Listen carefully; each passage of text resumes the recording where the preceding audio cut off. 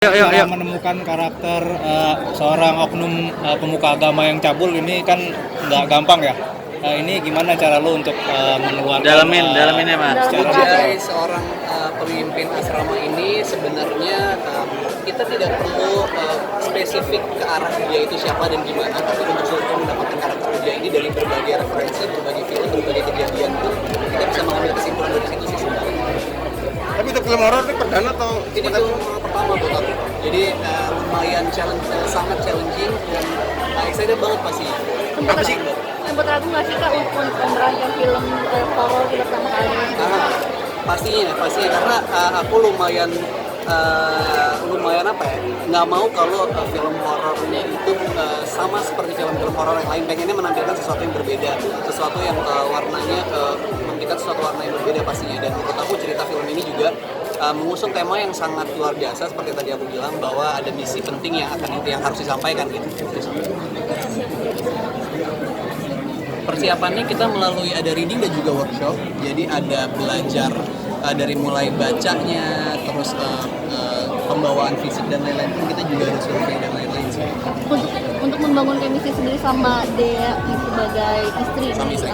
Gimana nih? Proses reading dan juga workshop itu lumayan panjang ya, jadi kita sering banget ketemu, terus juga Kak Gita tuh orangnya sangat terbuka untuk kita bisa eksplor, dan orangnya tuh direct banget, jadi sampai ada proses reading yang cuma aku, Dea, Kak Gita, jadi bener-bener untuk menggambarkan pasangan suami istri itu kayak gimana sih gitu, jadi nggak selalu rame-rame, kita juga ada intimate, lebih intimate lah gitu.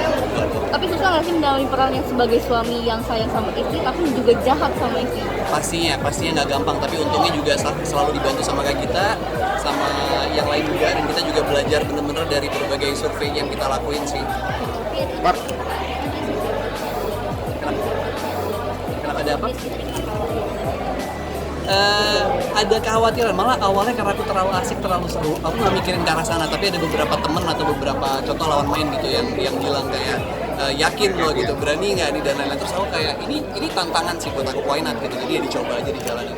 Tadi kan ini film horor pertama ya, berarti ke depannya kakak akan mendalami film lagi atau dan meninggalkan dunia sinetron nggak sih kak? Pastinya kalau memang tertarik, jadi ya belajar tuh nggak ada habisnya sih, jadi akan terus belajar. Ketagihan nggak Mar? Mar, ketagihan nggak?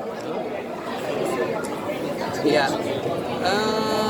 menurut aku ini adalah suatu hal yang memang layak untuk diungkapkan, untuk disuarakan. Jadi kita juga nggak perlu takut untuk menjalaninya sih.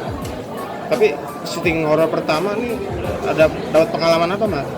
Banyak banget pastinya syuting beradu acting dengan kondisi dengan darah-darah, dengan makeup yang susah, apalagi softline itu juga lumayan besar dan lumayan sakit di mata. Jadi itu seru sih, challenging gitu.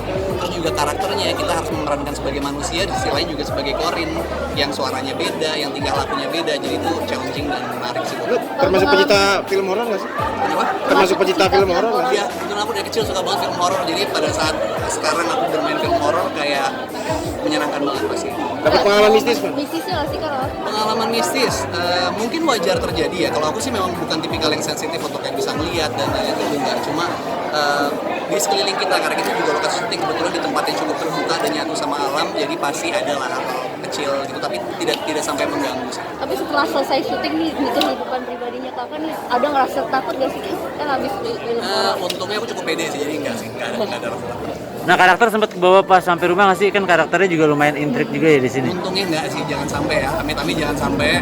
Terus juga itu proses syuting kita lumayan lama dan lokasinya di situ, jadi nggak pulang-pulang ke rumah sih, kita memang menginap di daerah tersebut. Oh. Jadi enggak, jangan sampai kebawa ke rumah lah. Meranin antagonis sendiri gimana?